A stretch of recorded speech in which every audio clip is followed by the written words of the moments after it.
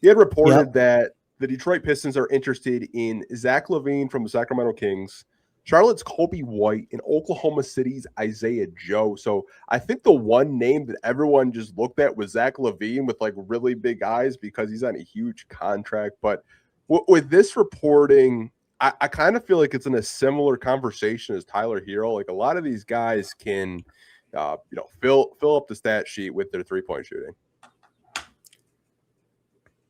Yeah, Zach LaVine is a name that he's one of those guys that's been floated around on and off for a long time, right? And when you look at, it's kind of funny because Zach LaVine is what Tyler Hero was like Zach LaVine like was Tyler Hero like 3 or 4 years ago, right? And like definitely with more pop and with more athleticism before some of the injuries and the age just kind of caught up to him. So he certainly was more burst to his game. But now in Sacramento, like isn't his salary like $47 million or something crazy like that? Like his if you were to get Zach LaVine, the only world that I see that making any sense for the Pistons whatsoever is if he's bought out, or if they are able to bring him back,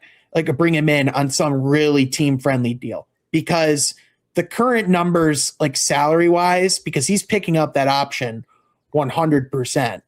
I just don't think that would be a number you'd want on your books, especially for not what you're getting in return. Yeah, I mean, he's going to be 31 going into the season. To your point, because you did mention the contract, player option, $48.9 million. It was reported this week. It was reported this week that he is intending to pick up that option, and he would be 29.6% of the cap. I will say for Pistons fans trying to trade Zach LaVine in any type of trade machine, just know a lot of these teams, because free agency hasn't started, there are massive cap holes on everybody's roster right now. Like Tobias Harris has the biggest cap hold, I would say. Him and Jalen Duren have huge cap holds on the roster. So it's really hard to make trades because we haven't really gotten to free agency and offseason. And that's part of why they actually moved off of Jaden Ivey at the deadline when they did, because that would have been another $25 million cap hold. So it would have been even harder to make any moves.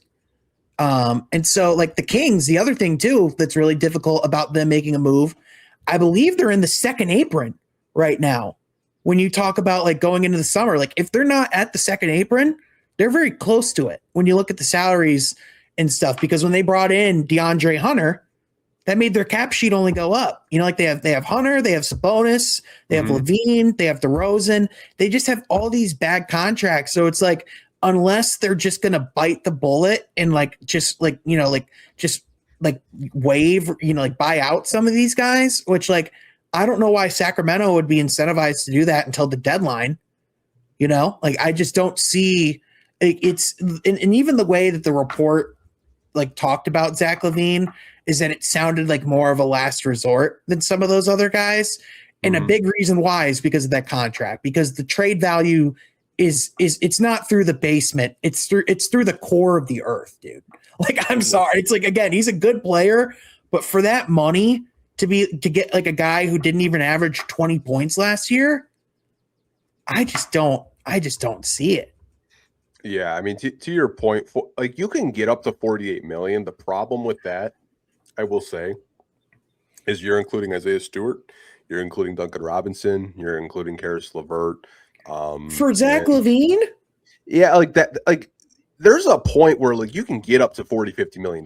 You can stack these contracts, but you have to have the conversation. Like, is Zach LaVine worth doing that for 1 year? Absolutely not. Yeah, I'm under the assumption like he's a really good player. I've seen the guy go for 50 and still lose a basketball game. Really good player, like really good offensive talent. But I'm more interested in the other names that Marc Stein had reported. Like I'm really interested in Isaiah Joe. Like from a marketing standpoint, Pistons could do numbers with that.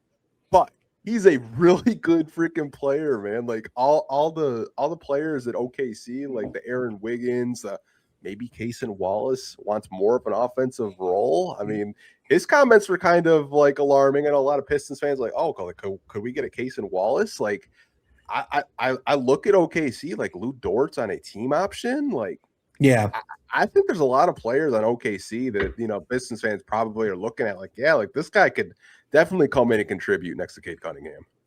Yeah, I mean, they're immediately going to be in the second apron this summer too. So, they're going to have to make some real difficult decisions. It's part of why they can't even keep all their picks, is because they're not going to have the salary space to do so.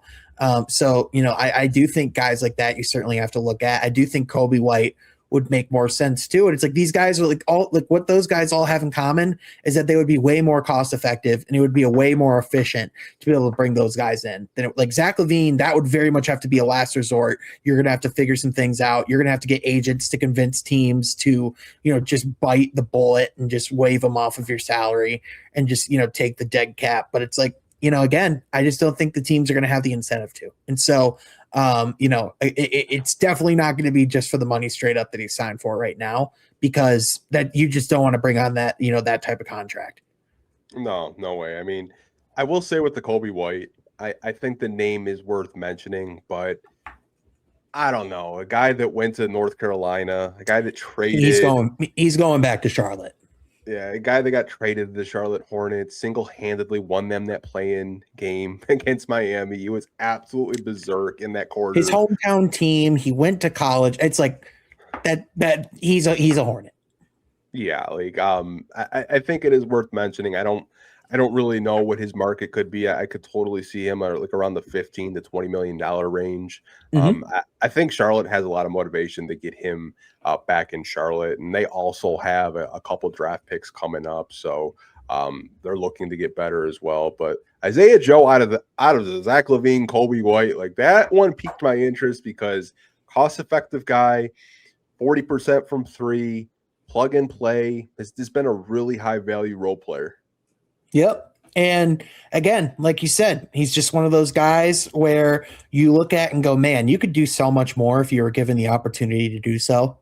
And it's just he fits the bill of everything that you want out of like that, that backcourt type of player in this league. He's not the biggest guy on the planet, but he can shoot the lights out. You can handle the ball. You can trust him on the floor. And again, a guy, if you want to talk about a guy who's been in a lot of high pressure situations, Oklahoma City's played in some high level basketball these last couple of years. So 100%, man, 100%. But glad we could kind of just like both agree. Like, yeah, Zach LaVine at 48. Like, we're good. Yeah, that would be like Mount Rushmore of worst decisions Trajan can make this summer. Like, just let's bring in $48 million Zach LaVine. Let's go. Let's ride. Like, no. Yeah, I mean, maybe 2 years ago when Troy Weaver was here and they tried to get that deal done, maybe. But I just don't think this iteration of Zach LaVine would make much sense for this team that has, bigger aspirations of getting out of the second round. Like they want to be, competing for championships in the East now that they know, like, obviously they know what they have in Cade, but I think there's way more pressure now for them to actually like get him more help in the playoffs. Yeah, and especially when you look at the teams that are going to be taking, like we expect Indiana to be, like at the very least competitive again next year. Like if Miami does indeed go get Giannis, they're going to certainly, think that they have a real shot, to be competitive. The Knicks, as long as their core is healthy, they're certainly going to still have a shot to like contend to the East. And then obviously Boston, Boston isn't going to be looking to, they're never going to be looking to have a down year. So, not even just because of what we saw, from the West, like the East is getting more competitive too. So you can't, even if they went out and like had this insane run this year, like you can't rest on your laurels in this league anymore. Absolutely not.